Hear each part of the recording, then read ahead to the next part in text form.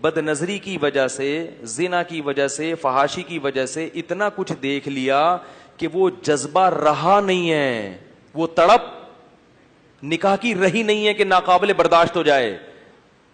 آپ باہر کھانا کھا کے آئے ہو, انڈے پراٹھے, بیگم کو بیوقوف بنایا ہوا کہ میں تمہارے ساتھ لنچ کروں گا یا ڈنر کروں گا, باہر آپ نے برگر پیٹ خوب بھر لیا. اب جب بیگم صاحبہ نے کہا کہ میں دال کو ذرا تڑکا لگا رہی ہوں, صبر کریں, آپ کہیں گے 3 گھنٹے صبر کرنے کے لیے تیار. بیگم 6 گھنٹے کے بعد لاؤ کھانا, لیکن کہیں بھی ٹماٹر کا, تڑکے کا یا کوئی مسالے کی کمی, کیونکہ پیٹ بھرا ہوا ہے آپ کا.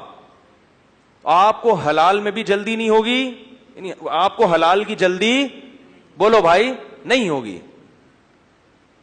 تو یہ اس وجہ سے قرآن نے کیا کہا, وَلَا تَقْرَبُوا الزِّنَا. کیوں؟ اس میں عورت کا کیا ہے, چاہے عورت راضی بھی ہو پھر بھی عورت کا نقصان ہے اس میں, مردوں کے چسکے ہیں, مردوں کے مزے ہیں.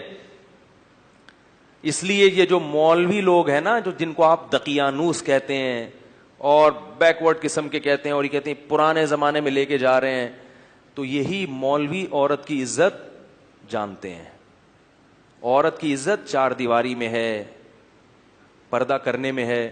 کزنوں کے ساتھ جو بے تکلفی گھروں میں ہو رہی ہے, پہلے ہمیں یاد ہے لڑکے کی اکثر خواہش ہوتی تھی کہ شادی کزن سے کروں میں, کیونکہ جو چیز چھپی ہوئی ہوتی ہے اس کی قدر ہوتی ہے. اب بچپن سے انہی کے ساتھ کھیلتے کھیلتے اتنے بے تکلف کہ بھئی یہ تو گھر کی چیز ہے, اس کو تو دل بہلا لیا, اس سے گپے بھی مار لیا, اب کوئی باہر سے لے کر آؤں گا میں, رشتے ہی نہیں ہوتے.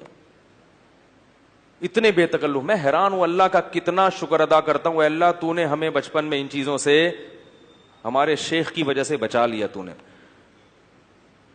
ہمیں, اللہ نے بچا لیا الحمدللہ. اب میں, کیونکہ اب ہمارا گھر اللہ نے اپنے فضل سے خاص انعام سے بچا لیا. ہمارے گھروں میں کزنوں سے بے تکلف, میرے بھائیوں کی شادی کزنوں سے ہوئی ہے, لیکن میری بھابیاں مجھ سے پردہ کرتی ہیں. کزن کے ساتھ بھابی بھی بن گئی, مگر پھر بھی مجھ سے, ٹھیک ہے نا, سب سے, میں سب بھائیوں کی بیویوں کا ایک دوسرے سے کیا ہے, اتنا اچھا ماحول لگتا ہے گھر میں جاؤ, سب آئے ہیں, سب پردے میں آرام سے, ایک شرافت والا, عزت والا ماحول.